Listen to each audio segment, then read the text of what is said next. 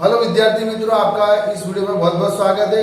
अपने यहाँ पर आज जो साइंस में सब्जेक्ट में साइंस एंड टेक्नोलॉजी स्टैंडर्ड 9 के अंदर चैप्टर 14 प्राकृतिक संपदा, इसके पहले के अपने जैव रासायनिक चक्रण के बारे में सीखे थे। जैव रासायनिक चक्रण का मतलब क्या होता है कि वायुमंडल के जैविक और अजैविक घटकों के बीच सामंजस्य यानी संतुलन बनाए रखना पड़ता है। तो उसमें जैविक घटक कौन कौन से, अजैविक घटक कौन कौन से, इसको मैं बता रहा हूँ। जैविक घटक यानी मनुष्य, पेड़ पौधे, प्राणी वगैरह, और अजैविक घटक यानी पानी यानी जल, फिर ताप और इस तरह से जो भी वातावरण में जो अपने जिसका उपयोग करते हैं वो सब अजैविक घटक कहलाएंगे। या मृदा यानी जमीन, इसको भी अभी अजैविक घटक में लेंगे। तो इससे क्या होता है, अपने ऊर्जा प्राप्त करते हैं। जैविक घटक क्या करते हैं, अजैविक घटक से ऊर्जा प्राप्त करते हैं। उसमें एक चक्र के बारे में मैंने आपको बता दिया था, ऑक्सीजन चक्र। आज अपने नाइट्रोजन चक्र के बारे में सीखेंगे। तो यहाँ पर देखो, नाइट्रोजन चक्र आकृति द्वारा समझाइए। तो आकृति मैंने आपको बनाई, इसको पहले मैं एक्सप्लेन करूंगा, फिर इसके पॉइंट को समझाऊंगा, तो आपको ये अच्छी तरह समझ में आ जाएगा। तो इसमें अपने देखेंगे यहाँ पर कि यहाँ पर लिखा है जीव द्रव्य। जीव द्रव्य यानी जो मनुष्य में जीव द्रव्य पाया जाता है वो। यहाँ पे लिखा वायुमंडल में नाइट्रोजन। वायुमंडल में नाइट्रोजन पाई जाती है। कितनी पाई जाती है? वायुमंडल में नाइट्रोजन 78% पाई जाती है। तो वायुमंडल में नाइट्रोजन कितनी है? 78%। वायुमंडल में नाइट्रोजन 78% है। फिर क्या होता है, वायुमंडल से नाइट्रोजन को डायरेक्ट पौधे क्या करते हैं, उपयोग करते हैं। मनुष्य डायरेक्ट उपयोग नहीं कर सकता, लेकिन क्या करेंगे, जो पौधे हैं जमीन पे वो इसका डायरेक्ट उपयोग करेंगे।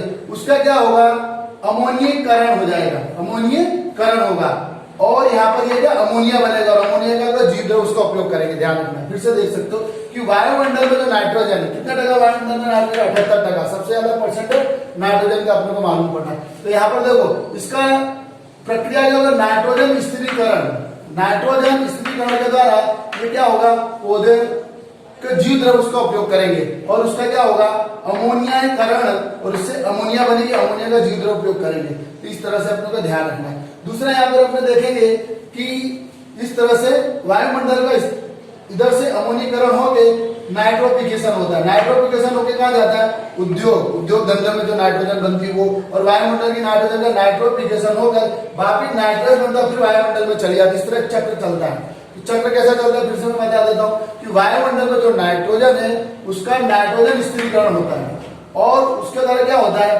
पौधों के जीव द्रव्य उसका उपयोग करते हैं। उसके बाद क्या होता है कि यहाँ पर आपका अमोनिया कारण होता है। अमोनिया कारण से अमोनिया बनती है और अमोनिया का जीव द्रव्य उपयोग करते हैं। तो इस तरह से चक्र चलेगा। फिर यहाँ पर आप देखोगे कि वायुमंडल का कुछ भाग क्या है, उसका नाइट्रिफिकेशन होता है उद्योग का, और उसके दौरान नाइट्रोफिकेशन होकर नाइट्रेस बनता है। नाइट्रेस वायुमंडल में फिर चले जाता है। तो ये मैं पॉइंट आपको इधर से समझा रहा हूँ। देखो, वायुमंडल में नाइट्रोजन 78% है। तो यहाँ पर सजीव मुक्त नाइट्रोजन का सीधा उपयोग नहीं कर सकता। ध्यान रखेंगे, अपने सजीव जो होता है वो मुक्त नाइट्रोजन का सीधा उपयोग नहीं कर सकता। जो प्रक्रिया मैंने देखी उसको द्वारा कर सकता है नाइट्रोजन स्थिरीकरण करने वाले बैक्टीरिया।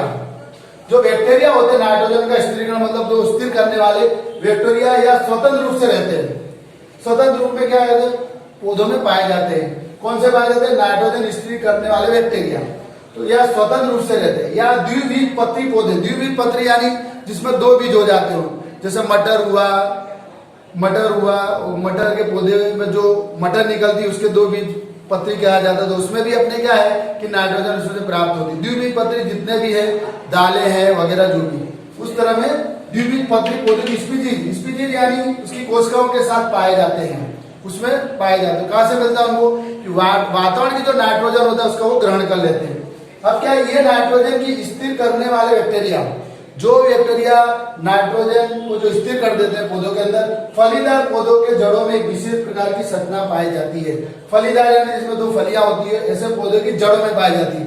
उसे मूल गंडिका कहा जाता है। क्या कहा जाता है? मूल गंडिका। मूल गंडिका यानी एक जड़ होती है, उसमें जैसे छोटी छोटी गोलाकार गांठें होती है, उसे मूल गंडिका कहती है। वो क्या करती है कि वातावरण की जो नाइट्रोजन उसको क्या करती है, वाटर स्थिर कर देती। क्या कर देती? स्थिर कर देती। ये नाइट्रोजन की स्थिर करने वाले बैक्टीरिया फलीदार पौधे के जड़ों में एक विशेष प्रकार की संरचना पाई जाती है।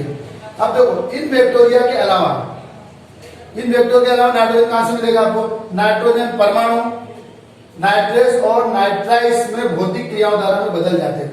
यानी नाइट्रोजन, इसके अलावा नाइट्रोजन परमाणु नाइट्रेस और नाइट्राइस में भौतिक क्रियाओं द्वारा बदल जाते हैं। एक भौतिक क्रिया होती है जिससे क्या होता है, नाइट्रोजन परमाणु किसमें बदल जाते हैं, नाइट्रेस और नाइट्राइस में बदल जाते हैं। अब बिजली चमकने के कारण भी अपने को क्या नाइट्रोजन का कुछ उपयोग हुआ है वो भी देख लेंगे।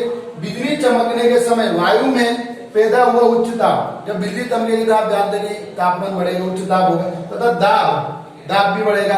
नाइट्रोजन के ऑक्साइड में, नाइट्रोजन को ऑक्साइड में बदल देता है, नाइट्रोजन ऑक्साइड में बदल देता है। इनका उपयोग विभिन्न जीव द्वारा किया जाता है। इस तरह से आपको ये आकृति बनाकर और ये पॉइंटों को लिख देना है। तो आपको इतना ध्यान से सुने होगा तो आपको समझ में आया होगा। आज के लिए विद्यार्थी मित्रों, थैंक यू वेरी मच।